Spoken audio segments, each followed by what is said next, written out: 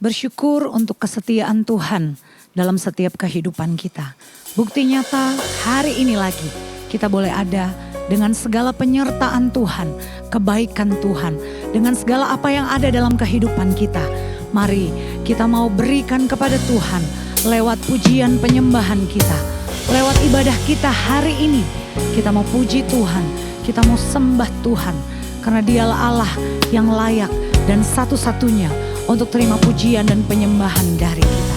Mulia nama-Mu Tuhan, berkat-Mu atasku melimpah. Haleluya, haleluya. Berkat-Mu atasku melimpah. Mulialah nama-Mu Tuhan. Engkau Allah yang mulia dalam kehidupan kami Tuhan. Kau layak terima pujian tertinggi.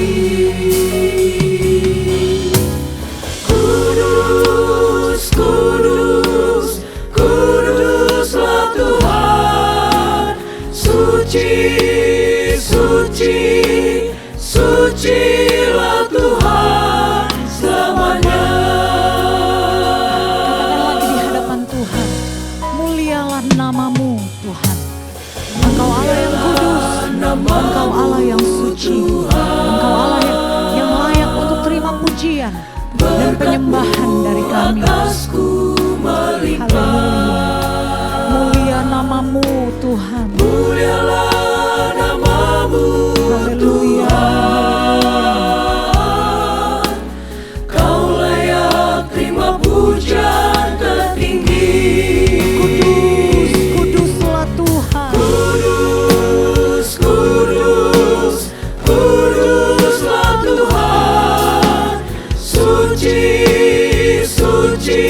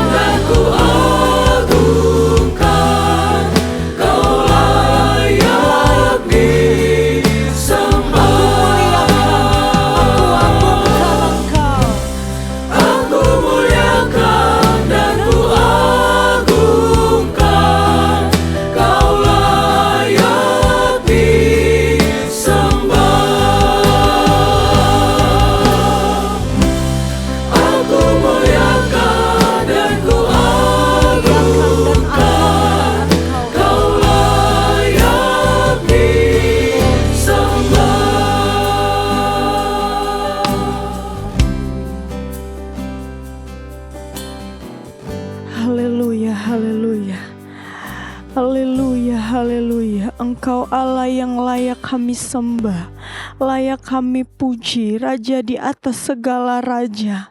Sungguh kami bersyukur ya Tuhan atas kasih kemurahan Tuhan dalam kehidupan kami. Kami boleh sehat kuat, itu semua karena anugerah-Mu yang begitu melimpah atas kehidupan kami. Terima kasih banyak Bapa yang baik, terima kasih ya Tuhan. Pada kesempatan kali ini kami mau beribadah kepada-Mu Tuhan. Layakkan, sucikan seluruh kehidupan kami untuk kami masuk ke dalam hadirat-Mu yang indah ya Tuhan. Terima kasih banyak Bapa yang baik, terima kasih Tuhan. Engkau Tuhan yang akan memimpin ibadah kami dari awal pertengahan sampai pada akhirnya, semuanya berjalan sesuai dengan kehendak-Mu saja, sehingga hanya nama-Mu saja yang kami puji dan kami permuliakan. Terima kasih banyak Bapa yang baik, terima kasih ya Tuhan. Kami akan segera mulaikan ibadah kami hanya di dalam nama Tuhan Yesus Kristus. Haleluya, amin. Kita punya Allah yang besar, Bapak Ibu Saudara. Kita punya Allah yang luar biasa. Dan Yesus itulah yang kita puji dan kita muliakan hari ini. Darahnya menebus dosa saudara dan saya. Nyanyi pujian ini, Allah kita besar. Dia sungguh amat besar. Haleluya. Allah kita besar, Dia sungguh amat besar. Dia miliki kuasa besar. Dia miliki kuasa besar. Dia besar. Segala sesuatu tercipta, tiada mustahil bagi Dia. Ku miliki Allah yang besar, Dialah yang terbesar. Kita hidup di dalam kasih Kita hidup yang luar biasa besar. Amin. Puji Tuhan. Kita hidup dalam kuasa-Nya yang besar. Mari kita puji Tuhan. Mari kita sembah Tuhan. Marilah kita sembah Dia. Oh haleluya, besarkan namanya. Allah kita besar. Dia amat besar. Allah kita besar, Dia sungguh amat besar. Puji Tuhan. Dia miliki kuasa besar. Dia besar. Segala sesuatu tercipta, tiada mustahil bagi Dia. Ku miliki Allah yang besar, Dialah yang terbesar. Kita hidup dalam kasih-Nya yang besar. Kita hidup dalam kuasa-Nya yang besar. Marilah kita puji Dia, marilah kita sembah Dia. Oh haleluya, besarkan namanya. Kita hidup di dalam kasih. Kita hidup yang dalam besar dalam kasih-Nya yang kehidupan kita. besar. Haleluya. Kita hidup dalam kuasa-Nya yang besar. Mari kita sembah Tuhan. Marilah Mari kita kita puji puji Tuhan. Dia. Marilah kita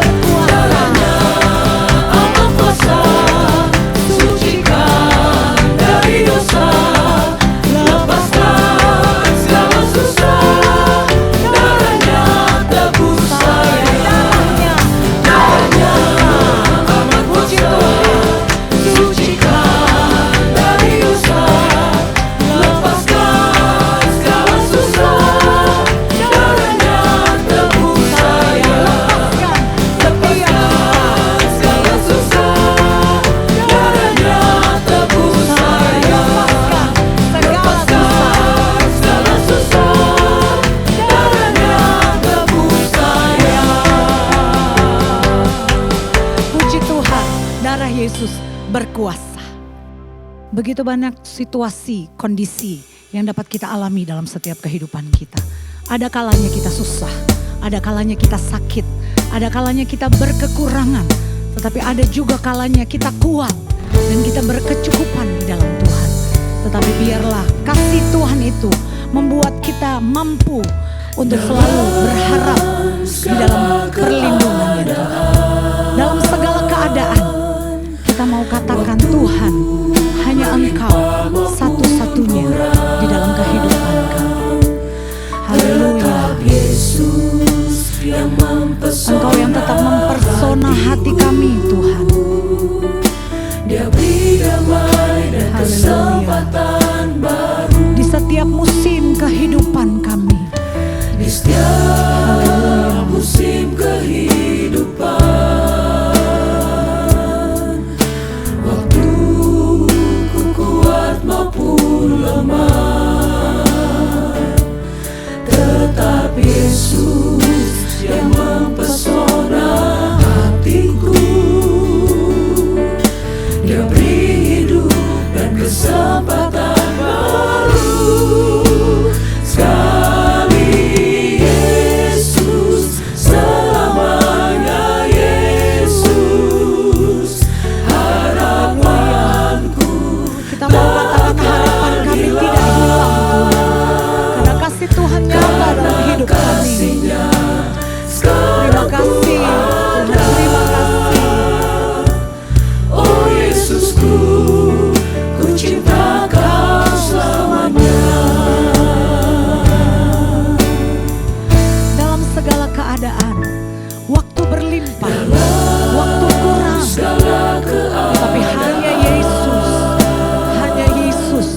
satu-satunya yang mempesona hati kami. Kami bersyukur Tuhan, haleluya. Tetap Yesus yang mempesona hatiku. Dia beri damai dan kesempatan baru di setiap musim kehidupan. Waktu ku kuat maupun lemah, tetap Yesus yang mempesona hatiku. Dia beri hidup dan kesempatan baru. Sekali Yesus, selamanya Yesus, harapanku tak akan hilang. Karena kasih-Nya sekarang ku ada. Oh Yesusku, ku cinta Kau selamanya. Sekali Yesus, hanya Engkau dalam hidup kami. Selamanya Yesus, Karena kasih tidak lepas dari hidup kami Tuhan. takkan hilang. Kami berpengharapan di dalam Tuhan. Karena kasih-Nya Haleluya. sekarang ku ada. Oh Yesusku, ku cinta Kau selamanya. Karena kasih-Nya sekarang ku ada. Kami cinta Oh Yesusku, ku cinta Kau selamanya. karena kasih-Mu Tuhan. Kami ada karena kasih Tuhan. Haleluya. Haleluya. Kasih Tuhanlah yang membuat kita selalu berharga di mata Tuhan. Kasih Tuhanlah yang membuat kita berlayak di hadapannya. Dan biarlah firman Tuhan yang sebentar akan kita dengar membuat kita semakin erat dan melekat dengan Tuhan. Kita mempunyai koneksi yang baik dengan Tuhan. Kita mempunyai hubungan yang dekat dengan Tuhan. Karena itulah yang Dia rindukan dalam setiap kehidupan kita, orang yang percaya kepadanya. Nyanyikan pujian ini bersama. Kasih-Mu Tuhan melayakkan seluruh kehidupanku. Layakkan seluruh hidupku. Memampukan kami untuk melakukan semua yang Engkau kehendaki Tuhan. Yang Kau inginkan. Haleluya. Tak bisa ku terlepas, Kau menggenggam tanganku, ingin lebih Terima mengenal kasih, pribadimu. Ku terhubung denganmu, Biarkan kami mempunyai hubungan yang erat selalu denganmu Tuhan. melekat di Mau berada dekat denganmu Tuhan. Haleluya. firman-Mu, itulah dasar Mampukan setiap kami umat-Mu yang berdaulat atasku. Terima kasih Bapa yang baik. Nyanyikan lagi pujian ini dari awal. Kasih-Mu Tuhan melayakkan seluruh kehidupan kami, melekat erat di hadapan Tuhan. Haleluya. Kasih-Mu layakkan seluruh hidupku, mampukan ku melakukan yang Kau inginkan. Tak bisa ku terlepas, Kau menggenggam tanganku, ingin lebih mengenal pribadimu.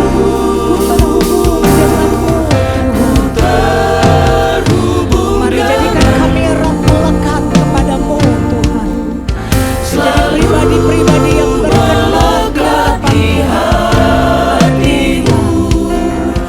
Firman-Mu itulah dasar hidupku yang berdaulat atasku.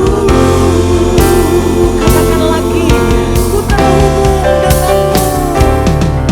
ku terhubung denganmu.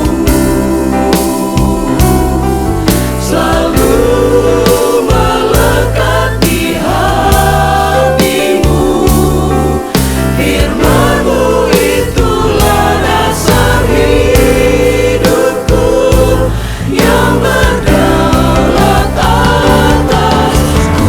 Terhubung denganmu, Haleluya. Mari Tuhan jadikan kami erat. melekat di hatimu. Firman-Mu itulah dasar hidupku yang berdaulat atasku.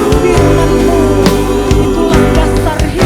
Firman-Mu itulah dasar hidupku Bapa yang baik. yang berdaulat atasku. Dasar hidup kami. Haleluya. Firman-Mu itulah dasar hidupku yang berdaulat atasku. Haleluya.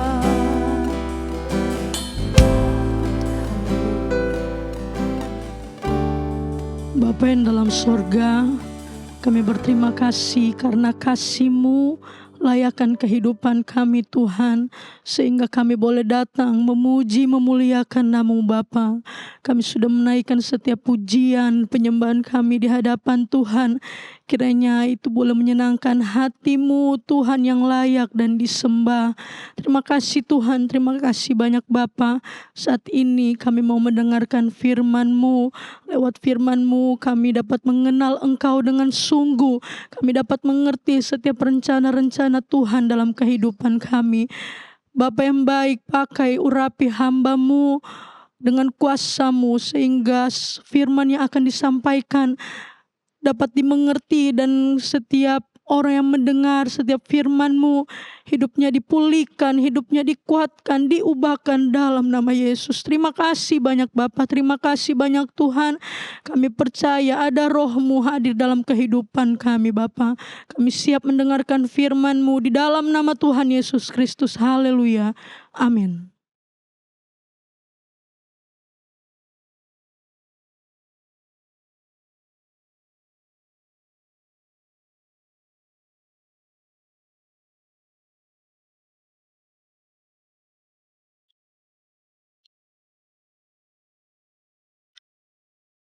Puji Tuhan, selamat kita bertemu lagi.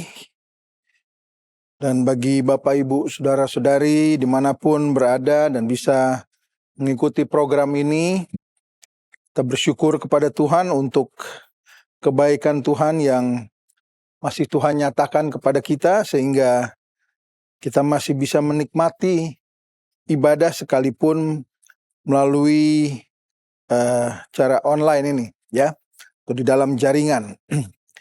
Dan pada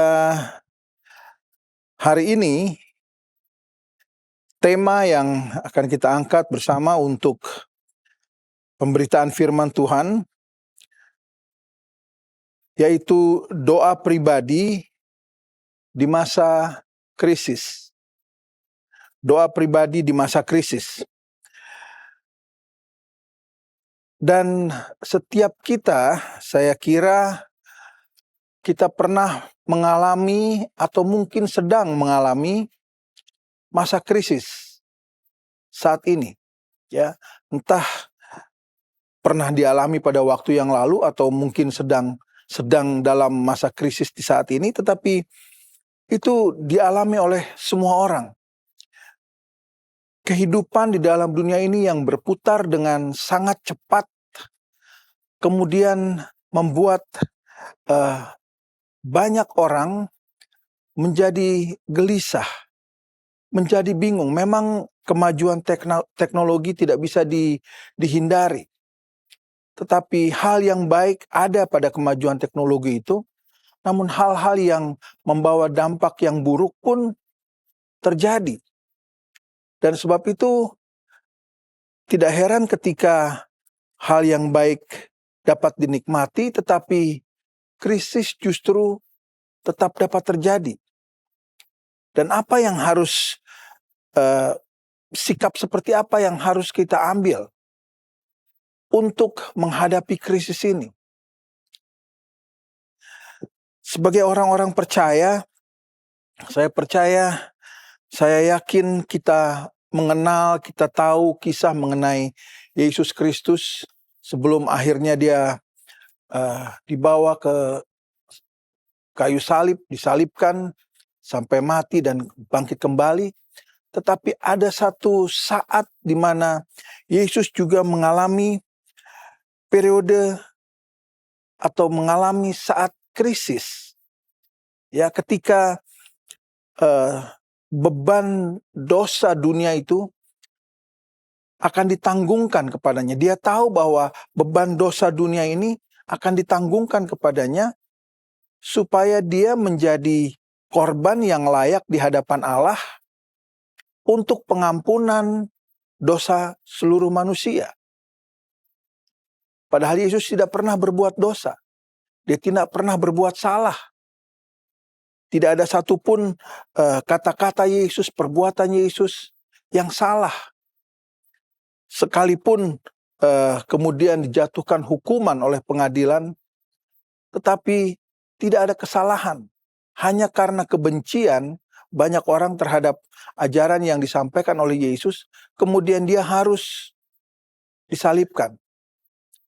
Tapi saat krisis yang dialami oleh Yesus itu terjadi. Sebab itu kalau kita buka bersama-sama di dalam Injil Lukas pasal yang ke-22, Injil Lukas pasal 22 ayat 42 sampai dengan 44, ini menunjukkan saat yang krisis bagi Yesus, yang dihadapi oleh Yesus. Injil Lukas 22 ayat 42 sampai 44 itu tertulis, "Ya Bapakku, jikalau engkau mau, ambillah cawan ini daripadaku, tetapi bukanlah kehendakku ya, melainkan kehendakmu lah yang terjadi." Maka seorang malaikat dari langit menampakkan diri kepadanya untuk memberi kekuatan kepadanya. Ia sangat ketakutan dan makin bersungguh-sungguh berdoa. Peluhnya menjadi seperti titik-titik darah yang bertetesan ke tanah. Satu bukti yang nyata bahwa keadaan krisis itu begitu menekan Yesus pada saat itu ketika dia berdoa di Taman Getsemani. Karena apa? Karena beban dosa dunia itu yang ditanggungkan kepadanya. Satu hal yang tidak pernah dia alami, satu hal yang dia tidak pernah terjadi dalam kehidupannya, satu hal yang dia tidak pernah lakukan, yaitu dosa, karena Yesus adalah sepenuhnya manusia, tapi dia juga sepenuhnya Allah. Maka dia tidak berdosa, tetapi dijadikan dosa. Itu saat yang krisis bagi Yesus. Ya, sehingga dikatakan di dalam ayat 44 itu, peluhnya menjadi seperti titik-titik darah yang bertetesan ke tanah. Tapi satu penghiburan yang kita lihat yang Allah berikan kepada Yesus adalah dikirimkannya seorang malaikat dari langit untuk memberi kekuatan kepadanya. Artinya persoalannya tidak diangkat. Penderitaannya tidak diangkat. Dia harus mengalami itu. Dia harus mengalami penderitaan. Dia harus mengalami kematian. Dia harus mengalami ditanggungkan dosa di atasnya. Tetapi Allah mengirimkan malaikat untuk memberi kekuatan kepadanya. Krisis apa yang kita hadapi? Dalam hidup ini, dalam pergaulan kita, tengah-tengah masyarakat yang begitu kompleks, di tengah dunia yang sedang berputar dengan cepat ini, krisis seperti apa yang sedang kita alami? Pertama, saya mencatat krisis yang membuat manusia menderita adalah kemiskinan. Bicara mengenai kemiskinan, bicara mengenai keadaan ekonomi, mengenai keuangan. Orang menjadi miskin dan itu menimbulkan krisis. Dan keadaan miskin, keadaan orang yang tidak mempunyai uang untuk membeli makanan, orang tidak dapat mencukupi kebutuhan hidupnya yang paling primer, yang paling utama, yaitu makan, itu bisa mendorong orang untuk melakukan tindak kejahatan. Sebab itu tidak heran sekarang bukan hanya di negara kita, tetapi di banyak negara ada begitu banyak tindak kejahatan yang dilakukan oleh orang-orang. Kenapa? Karena mereka mengalami krisis. Mereka tidak mempunyai uang, mereka tidak mempunyai makanan. Sementara kebutuhan itu tidak bisa dihentikan. Mereka tetap manusia, tetap perlu makanan, perlu minuman. Dan mereka akan berusaha untuk memenuhi itu. Dan salah satu cara yang terpaksa mereka harus lakukan adalah dengan melakukan kejahatan. Ada yang melakukan pencurian, ada yang melakukan perampokan, melakukan hal-hal jahat lainnya. Sebab itu di dalam kitab Amsal, ya dicatat di situ kalau saudara baca di dalam kitab Amsal pasal ke-30 ayat 8-9. Jangan sampai doa yang dinaikkan adalah jangan sampai aku kaya, aku merasa kenyang sampai kemudian aku tidak percaya lagi kepada Tuhan. Atau jangan juga Tuhan membuat aku miskin, karena ketika aku miskin, aku mencuri dan mencemarkan nama Allahku. Krisis karena kemiskinan membuat orang melakukan hal-hal yang jahat, membuat orang kemudian melakukan tindak-tindak pidana yang merugikan banyak orang, dan hal itu mencemarkan nama Allah. Kita sebagai orang percaya, orang mengenal kita sebagai orang percaya, orang melihat kita sebagai orang percaya, rajin datang di gereja. Tapi ketika krisis kemiskinan itu datang, kemudian membuat kita panik dan akhirnya mengambil jalan pintas dengan melakukan tindak-tindak kejahatan. Sehingga dari tindakan kita, kita mencemarkan nama Allah. Itu krisis karena kemiskinan yang dapat terjadi bagi siapa saja. Ada krisis lain lagi yang juga berdekatan dengan hal itu, yaitu krisis beban kerja yang berat. Namanya krisis, saudara, satu bentuk tekanan yang terjadi bagi seseorang. Karena apa? Karena beban kerja yang berat. Dia mungkin tidak miskin. Dia masih mempunyai cukup harta atau kekayaan untuk hidup dengan layak. Tetapi beban kerja yang berat yang diberikan, yang dibebankan kepadanya, itu akan membuat keadaannya menjadi tertekan. Membuat seseorang menjadi mengalami krisis dalam kehidupan. Bayangkan dengan kemajuan sekarang ini, manusia tidak hanya bersaing satu dengan yang lain antar manusia, tapi manusia bersaing dengan teknologi, manusia bersaing dengan robot, dan ini membawa tekanan baru untuk bisa mempertahankan satu usaha tetap dapat berjalan dengan baik. Maka tidak heran kalau kemudian ditingkatkan usaha untuk mendapatkan keuntungan itu. Target-target dinaikkan.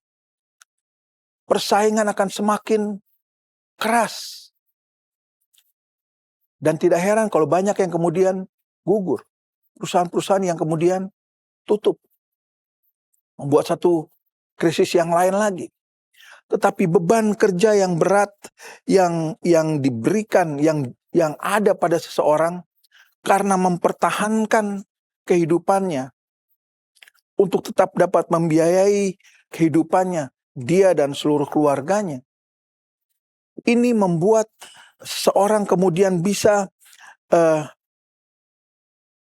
memberikan waktu lebih banyak untuk pekerjaan, sehingga waktu untuk keluarga, waktu untuk ibadah berkurang.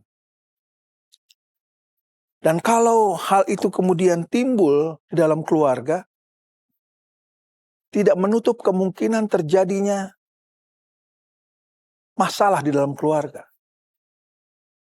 Karena apa? Karena waktu yang terlalu banyak dihabiskan untuk bekerja.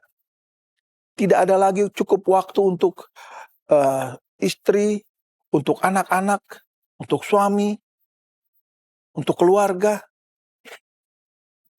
Hal itu kemudian yang membuat terjadinya lagi krisis-krisis lain di dalam keluarga itu. Sebab itu di dalam kitab Pengkhotbah, kalau kita buka di dalam kitab Pengkhotbah, Allah sudah mengingatkan manusia mengenai jerih payah yang dianggap sia-sia. Pengkhotbah pasal 2 ayat 22 sampai dengan 23. Situ dikatakan, apakah faedahnya yang diperoleh manusia dari segala usaha yang dilakukannya dengan jerih payah di bawah matahari dan dari keinginan hatinya. Seluruh hidupnya penuh kesedihan dan pekerjaannya penuh kesusahan hati. Bahkan pada malam hari, hatinya tidak tentram. Ini pun sia-sia. Segala usaha manusia, beban berat yang harus dipikul untuk tetap dapat mempertahankan hidup, untuk tetap dapat mempertahankan jabatan di dalam perusahaan, untuk tetap dapat mempertahankan kekayaan, untuk tidak berkurang sekalipun. Semakin hari semakin susah. Dan ayat ini katakan, hal ini sia-sia. Karena apa? Karena pada malam hari tidur pun tidak tentram. terus terpikir mengenai beban yang harus dia pikul, beban pekerjaan yang harus dia kerjakan esok hari. Hal yang begitu menghantui kehidupan seseorang setiap hari. Itu menjadikan krisis bagi seseorang. Krisis lain lagi yang juga dapat terjadi dalam kehidupan kita, ya, kehidupan semua orang, baik orang percaya maupun orang tidak percaya. Saya catat ada krisis karena penindasan. Penindasan bentuknya seperti apa? Coba kita lihat di dalam kitab Ayub pasal yang ke-35.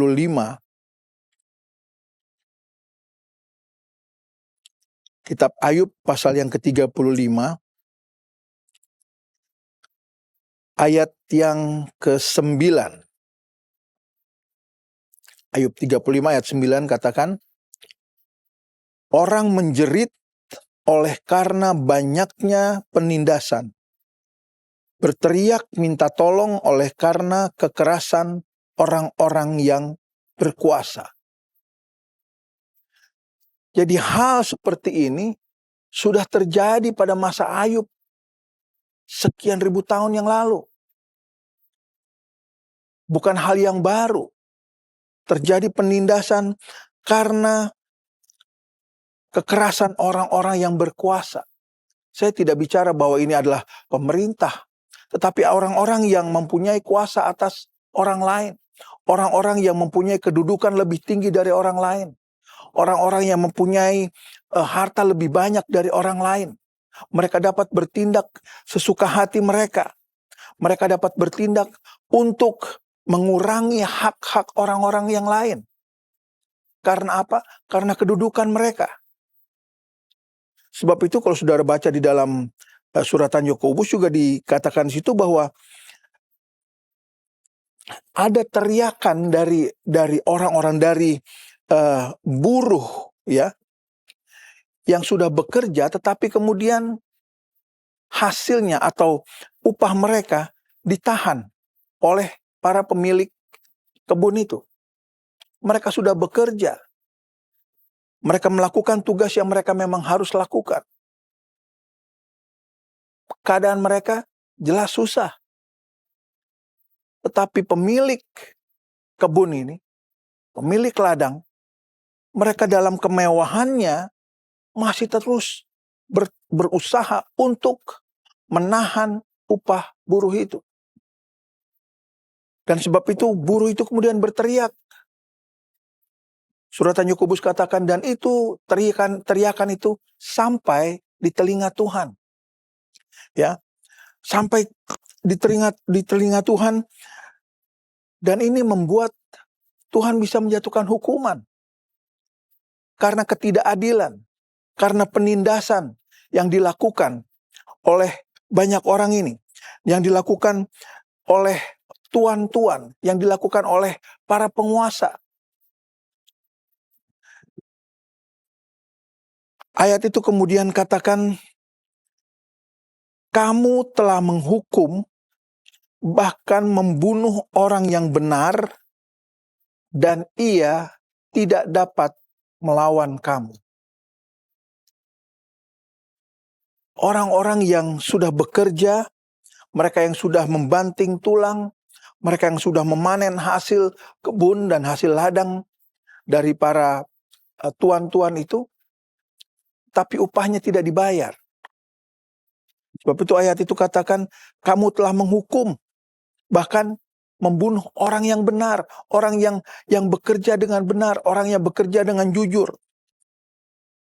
Dan orang-orang itu tidak dapat melawan kamu. Itu bentuk penindasan. Hal yang terjadi. Dan rupanya sampai saat ini hal seperti itu masih tetap dapat terjadi. Masih banyak orang yang menahan upah untuk kepentingannya sendiri. Orang-orang yang lemah, orang-orang yang tidak dapat melawan, karena mereka memang tidak mempunyai kekuatan yang cukup untuk mengubah keadaan mereka yang tertindas. Itu krisis bagi mereka. Dan hal itu terjadi. Hal lain juga yang dapat menyebabkan kita mengalami krisis dalam kehidupan kita, yaitu keadaan bahaya. Saudara pernah mengalami satu keadaan di mana bahaya mengancam saudara, keadaan yang menakutkan saudara, kerusuhan yang terjadi, peperangan yang terjadi, keadaan yang menakutkan, yang mengancam jiwa kita, itu adalah keadaan yang bahaya. Dan itu adalah saat-saat yang krisis bagi kita. Saudara tentu bisa mengingat banyak hal tentang hal itu. Ya, krisis yang pernah saudara alami, keadaan bahaya yang pernah kita alami dalam kehidupan kita masing-masing. Dan sebab itu, krisis itu terjadi bagi bangsa Yehuda ketika mereka kembali dari pembuangan di Babel, kemudian mereka membangun kembali kota Yerusalem. Ada musuh-musuh yang mau menyerang mereka. Musuh-musuh yang tidak senang dengan usaha mereka untuk membangun kembali. Apa yang terjadi? Sehingga mereka harus bekerja. Kalau saudara baca di dalam kitab Nehemia pasal yang keempat, di situ dikatakan, Nehemia katakan ayat 23, demikianlah aku sendiri, saudara-saudaraku, anak buahku, dan para penjaga yang mengikut aku, kami semua tidak sempat menanggalkan pakaian kami. Setiap orang memegang senjata dengan tangan kanan. Setiap orang bekerja tetapi memegang senjata pada tangan kanan. Karena apa? Karena keadaan bahaya, krisis yang mereka alami. Orang-orang yang mau mencegah mereka untuk membangun kembali tembok di Yerusalem itu. Dan sebab itu, hal-hal seperti itu dapat terjadi di dalam kehidupan kita. Krisis karena kemiskinan, krisis karena adanya beban kerja yang berat, krisis karena adanya penindasan, krisis karena keadaan bahaya yang kita alami dalam kehidupan kita. Lantas apa yang harus kita buat?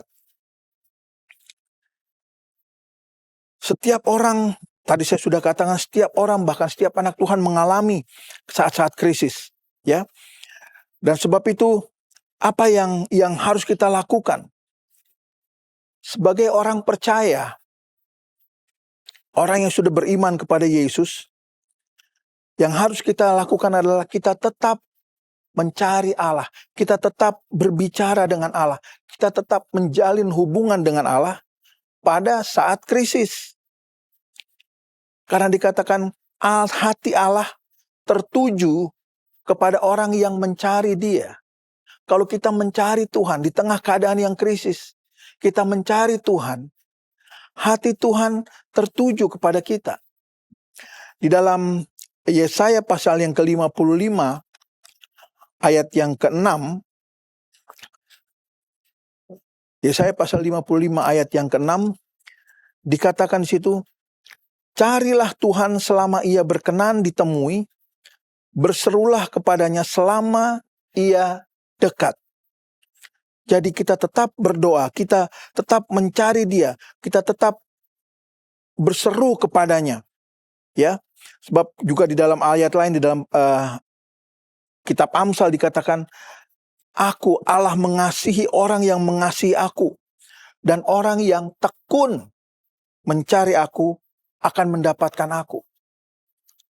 Hati Allah tertuju kepada orang-orang yang dalam penderitaan. Hati Allah tertuju kepada orang-orang yang mengalami tindasan, mengalami saat yang krisis. Hati Allah tertuju kepada orang yang mencari Dia. Dan Allah mengasihi orang yang mengasihi Dia. Allah mau kita tekun mencari Dia. Dan kalau kita tetap mencari Dia di saat situasi krisis. Kita tidak mencari jalan lain. Kita tidak mencoba mencari jalan keluar dengan mencari pertolongan pada orang lain. Tetapi mencari Tuhan lebih dahulu. Maka Ia akan memberikan kepada kita kehidupan. Ia akan memberkati kita sehingga kita tidak mengalami kemiskinan yang membuat kita melakukan hal-hal yang jahat dan mempermalukan nama Tuhan. Kita mencari Tuhan supaya Ia datang dan melindungi kita ketika kita menghadapi bahaya. Karena menghadapi bahaya juga merupakan satu krisis. Kita mencari Tuhan, maka Ia akan datang untuk melindungi kita.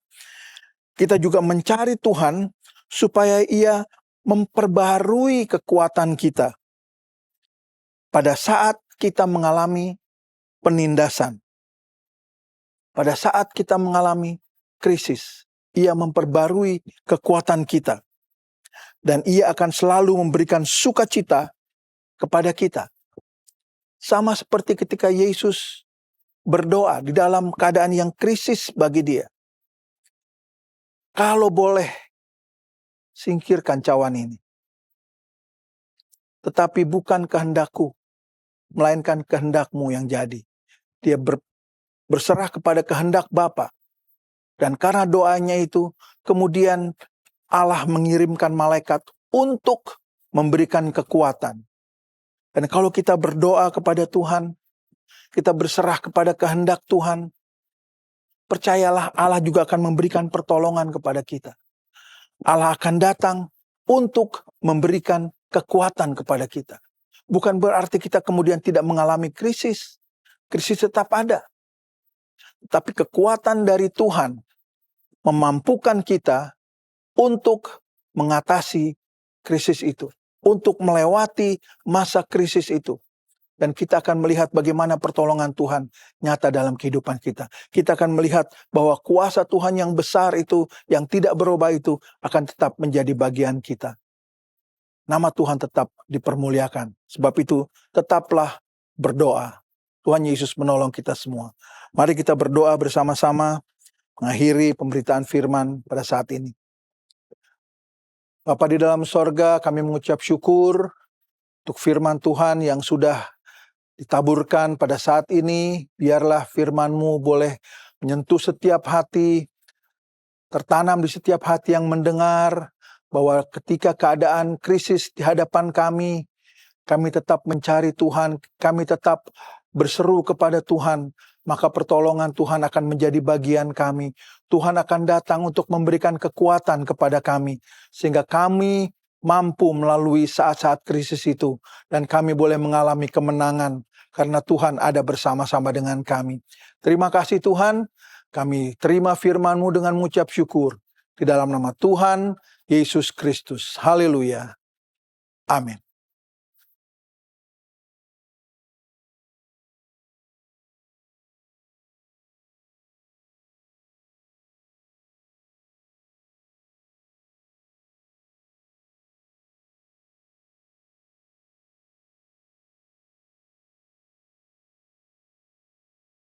Saudara, sebelum kita masuk dalam perjamuan Tuhan, saya undang kita semua tundukkan kepala, bersama-sama kita berdoa.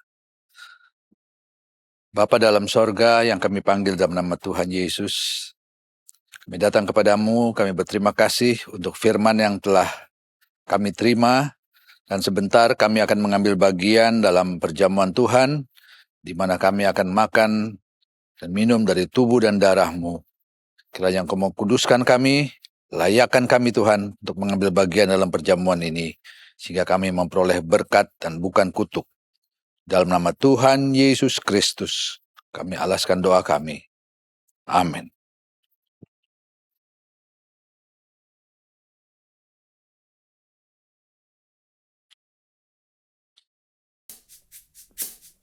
Seperti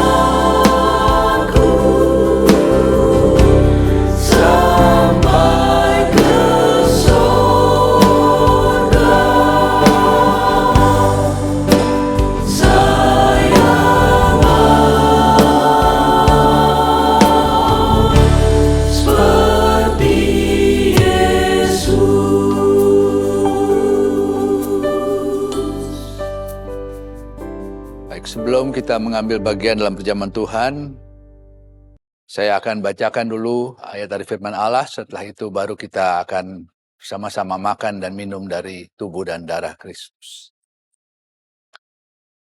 Sebab apa yang telah kuteruskan kepadamu telah aku terima dari Tuhan, yaitu bahwa Tuhan Yesus pada malam waktu ia diserahkan, mengambil roti, dan sesudah itu ia mengucap syukur atasnya.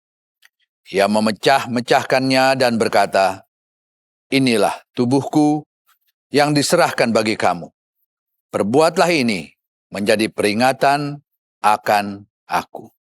Dengan mengucap syukur di dalam nama Tuhan Yesus Kristus. Bersama-sama kita makan dari tubuh. Haleluya.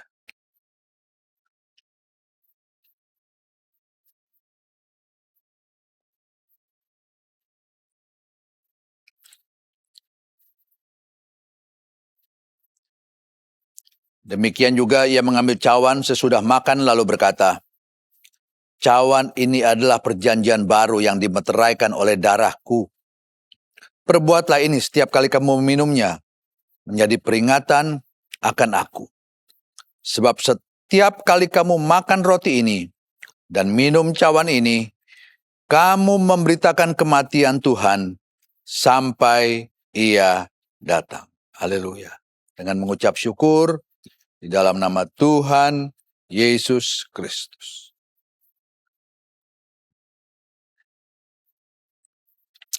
Haleluya. Haleluya. Ya Yesus. Yesus. Terima kasih. Terima kasih Haleluya. Tuhan Guru telah hidupku berubah. Terima kasih buat Guru tak ku bebas.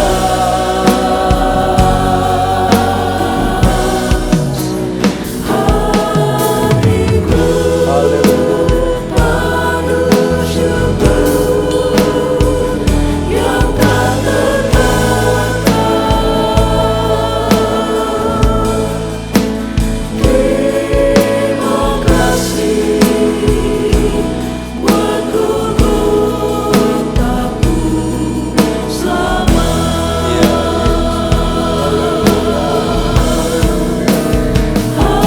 Hatiku penuh syukur yang tak terkata. Terima kasih buat Guru takku selamat.